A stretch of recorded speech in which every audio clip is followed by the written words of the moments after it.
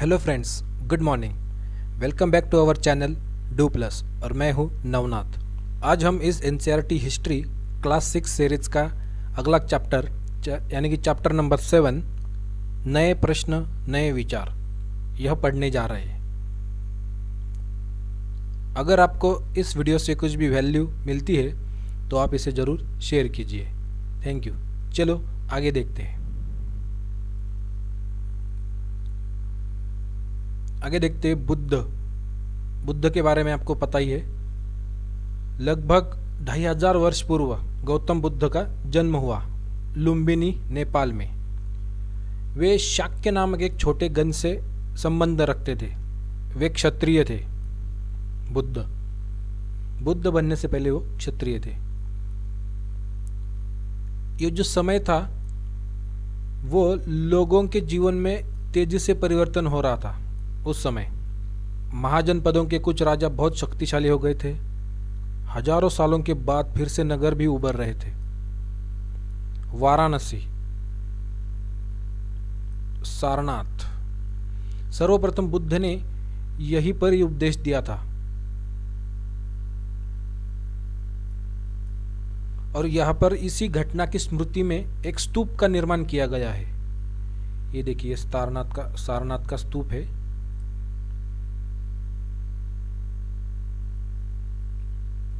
और बुद्ध की मृत्यु कुशीनगर में हुई है। चलो आगे देखते। बुद्ध की शिक्षा या बुद्ध का तत्व ज्ञान। बुद्ध कहते थे कि हमारी इच्छा और लालसाओं के कारण जीवन कष्टों से और दुखों से भरा हुआ है। कभी कभी हम जो चाहते हैं वह प्राप्त करने के बाद भी संतुष्ट नहीं होते। इसे ही बुद्ध ने तृष्णा कहा है, तृष्णा। और इस तृष्णा से या लालसा से मुक्त आप हो सकते हैं आत्मसंयम से। उन्होंने लोगों को दयालु होने तथा मनुष्य और जानवरों के जीवन का आदर करने की शिक्षा दी। बुद्ध मानते थे कि हमारे कर्मों के परिणाम अच्छे हो या बुरे हो, हमारे वर्तमान जीवन के साथ साथ बाद के जीवन को भी प्रभावित करते हैं, मृत्यु के बाद के। बुद्ध ने जो शिक्षाएं दी ये सब प्राकृत भाषा में दी है। प्राकृत भाषा का ही यूज किया है क्योंकि ये प्राकृत भाषा है, सामान्य जन उसे आसानी से समझ सकते थे। बुद्ध ने यह भी कहा है कि लोग किसी शिक्षा को केवल इसलिए नहीं स्वीकार करें कि वह उनके उपदेश है, बल्कि वे उसे अपने विवेक से भी मापे। चलिए आगे देखते हैं उपनिषद। उपनिषद के बारे में। उपनिषद यानी कि उसका शाब्दिक अर्थ है गुरु के समीप बैठना या गुरु के निकट बैठकर शिक्षाएं प्राप्त करना। जिस समय बुद्ध उपदेश दे रहे थे उसी समय या उससे लगभग थोड़ा पहले दूसरे चिंतक भी कठिन प्रश्नों का उत्तर ढूंढने का प्रयास कर रहे थे, जैसे मृत्यु के बाद का जीवन या यज्ञों की जो उपयोगिता है वो देख रहे थे। इनमें से अनेकों का मानना था कि इस विश्व में कुछ तो ऐसा है जो कि स्थायी है, परमानेंट है और मृत्यु के बाद भी बचता है। उसे इन्होंने आत्मा कहा तथा ब्रह्म या सार्वभौम आत्मा कहा, यूनिवर्सल। वैसे सार्वभौम आत्मा के रूप में मानते थे। आत्मा तथा ब्रह्म एक ही है ऐसा उपनिषद मानने वाले मानते थे। ऐसे कई विचार है जिनका संकलन उपनिषदों में किया हुआ है। आपको पहले ही पता था उपनिषद यानी कि उसका शाब्दिक अर्थ है गुरु के समीप बैठकर शिक्षा प्राप्त करना। यह उपनिषद है, ये वैदिक ग्रंथों का हिस्सा है।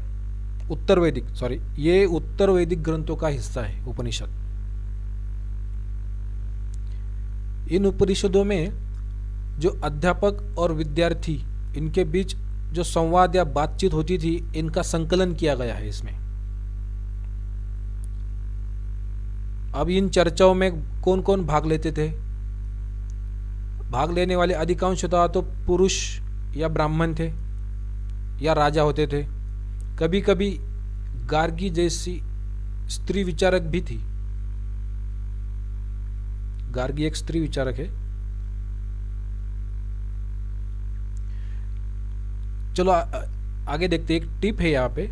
पाणिनि जो व्याकरणविद थे, आज जो हम संस्कृत भाषा देखते हैं उसकी व्याकरण की रचना इन्होंने की है, पाणिनि ने। इन्होंने स्वरों तथा व्यंजनों को एक विशेष क्रम में रखा, फिर उसके आधार पर सूत्रों की रचना की। ये जो सूत्र बनाए ये बीजगणित के सूत्रों से काफी मिलते जुलते हैं। इसका प्रयोग कर उन्होंने संस्कृत भाषा के प्रयोगों के नियम लघु सूत्रों के रूप में लिखे। ये लगभग 3000 साल पहले हुआ है। चलिए आगे देखते हैं। जैन धर्म या जैन शिक्षा और उसका तत्वज्ञान। लगभग 2500 साल पहले महावीर ने अपने विचारों का प्रसार किया था जैन धर्म में। महावीर थे वो वज्जी संघ के थे। वज्जी आपने मैप में देखा होगा, वज्जी जो मगध के बाजू में। वे महावीर लिच्छवी कुल के क्षत्रिय राजकुमार थे। लिच्छवी कुल था उनका। अब देखते जैन शिक्षा सरल थी। उनको सत्य जानने की इच्छा रखने वाले प्रत्येक स्त्री पुरुष को घर छोड़ना पड़ता था। प्रत्येक स्त्री पुरुष दोनों को भी घर छोड़ना पड़ता था इनमें। और सबसे इंपॉर्टेंट बात तो अहिंसा। अहिंसा का कड़ाई से पालन करते थे, करना ही पड़ता था। उनका मानना था जीव को न तो नष्ट या न उसकी हत्या करनी चाहिए। महावीर का कहना था सभी जीव जीना चाहते हैं, सभी के लिए जीवन प्रिय है। उन्होंने भी प्राकृत भाषा का ही यूज किया अपनी शिक्षा देने के लिए। उनके अनुयायियों के लिए कुछ नियम थे, वो देखते। भोजन जो करते थे वो भिक्षा मांगकर ही करना है। ईमानदार होना चाहिए अनुयायियों को। उन्हें चोरी नहीं करना है। ब्रह्मचर्य का पालन करना है। पुरुषों को वस्त्रों सहित सब कुछ त्यागना पड़ेगा।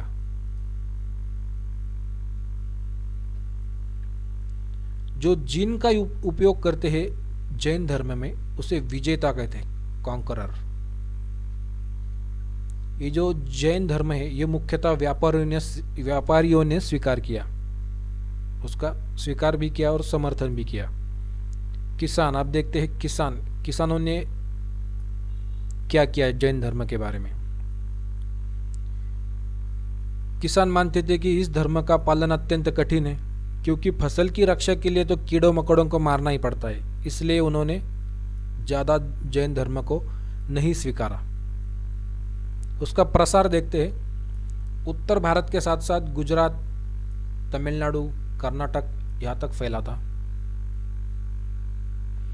महावीर और उनके अनुयायियों की शिक्षा जो थी वो कई शताब्दियों तक मौखिक रूप में रही। लिखने का कुछ साधन नहीं था, इसलिए मौखिक रूप में ही रही वो। वर्तमान में जो जैन धर्म की शिक्षाएं उपलब्ध है वो लगभग 1500 वर्ष पूर्व गुजरात में वल्लभी नामक एक स्थान पर लिखी गई है। वल्लभी। ओके, आगे देखते हैं। संघ का क्या मतलब है।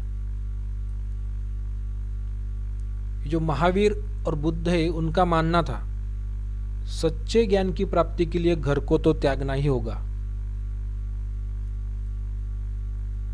और जो ऐसे घर को जो त्याग कर जो लोग आए हैं उनके लिए उन्होंने संघ नामक एक संगठन बनाई जहां वो रह सके। विनय पिटक एक बौद्ध ग्रंथ है।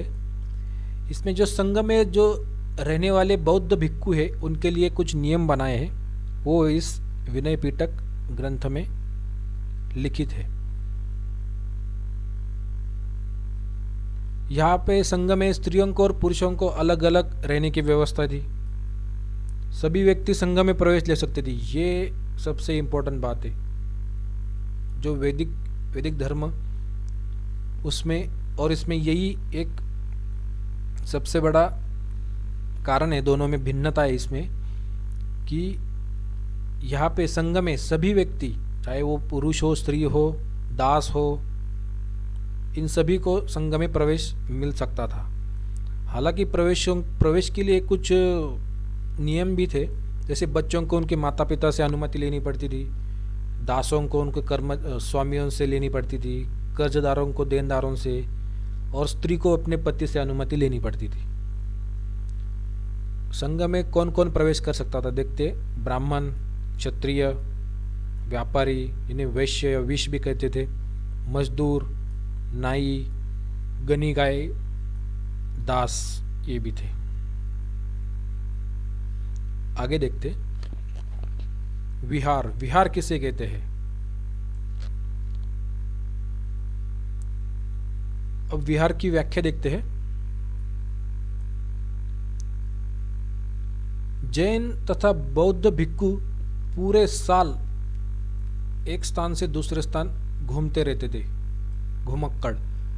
वो केवल वर्षा ऋतु में ही एक स्थान पर रुकते थे या निवास करते थे। ऐसे समय में उनके द्वारा बनवाया गया एक अस्थायी निवास था, अथवा वो पहाड़ी क्षेत्रों में प्राकृतिक गुफा में रहते थे। इस अस्थायी निवास या प्राकृतिक गुफाओं को ही विहार कहते हैं। ये देखिए, ये यहाँ पे इमेज देखिए आप, ये कार्ले गुफा है जो महाराष्ट्र में है, जो पहाड़ों में खोदकर बनाई गई है। देखिए ये दरवाजा है।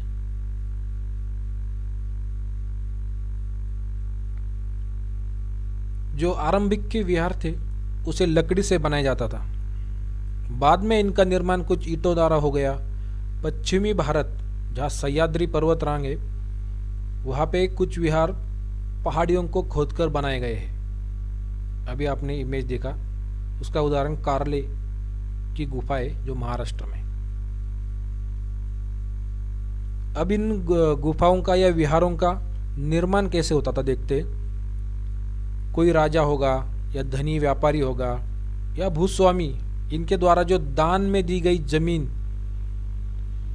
जमीन थी, इन पर इनका निर्माण होता था या वे निर्माण करवाते थे।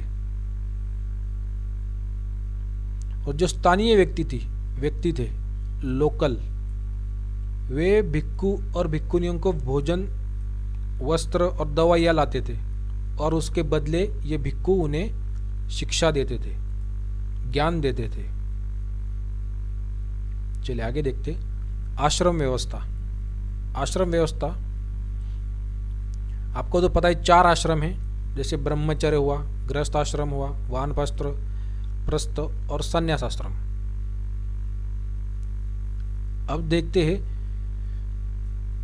जिस समय जैन और बौद्ध धर्म बहुत लोकप्रिय हो रहे थे, लगभग उसी समय ब्राह्मणों ने इस आश्रम व्यवस्था का विकास किया। यहाँ पे जो आश्रम शब्द है उसका तात्पर्य जीवन के एक चरण से है, ना कि कोई ऐसा स्थान जहाँ पे कोई ध्यान धारणा के लिए बैठ जाए। 4 आश्रम तो आपको पता ही है। यहाँ पे देखिए, शूद्रों को और महिलाओं को अनुमति नहीं थी आश्रम व्यवस्था में अपनाने की। अन्यत्र देखते क्या क्या हुआ था भारत को छोड़ के, जैसे ईरान। यहाँ पे ईरान का उदाहरण लिया है। जरथुस्त्र क्या था? ये ईरानी पैगंबर थे, और जो इनकी शिक्षा थी, उसका संकलन जिस ग्रंथ में किया है उसे जैन अवेस्ता ग्रंथ कहते हैं। जैन अवेस्ता, इसकी भाषा, इस ग्रंथ की भाषा और इसमें निर्मित रीति रिवाज बिल्कुल वेदों की भाषा और रीति रिवाजों से मिलते जुलते हैं, बहुत ही साम्य है ज्यादा। जरथुस्त्र की जो मूल शिक्षा है उसका सूत्र है सद्विचार, सद्वचन और सत्कार्य। 1000 से भी अधिक वर्षों तक ईरान में जरथुस्त्रवाद एक प्रमुख धर्म रहा है। बाद में आक्रमणकारों के कारण कुछ लोग गुजरात और महाराष्ट्र के तटीय नगरों में आकर बस गए। जो आज हम भारत में पारसी लोग देखते हैं, ये उनके ही पूर्वज हैं, पारसियों के, जैसे टाटा हुए, आप खुद जान सकते हैं। आगे देखते कुछ इंपॉर्टेंट तिथियां। लगभग 2500 वर्ष पूर्व उपनिषदों के विचारक जैन, महावीर तथा बौद्ध इनका उदय हुआ। लगभग 1500 वर्ष पूर्व जैन ग्रंथों का लेखन हुआ वल्लभी, गुजरात में। So thank you guys for giving your valuable time. अगर आपको इस वीडियो से कुछ वैल्यू मिलती है तो आप इसे ज़रूर शेयर कीजिए। Thank you so much. Bye bye.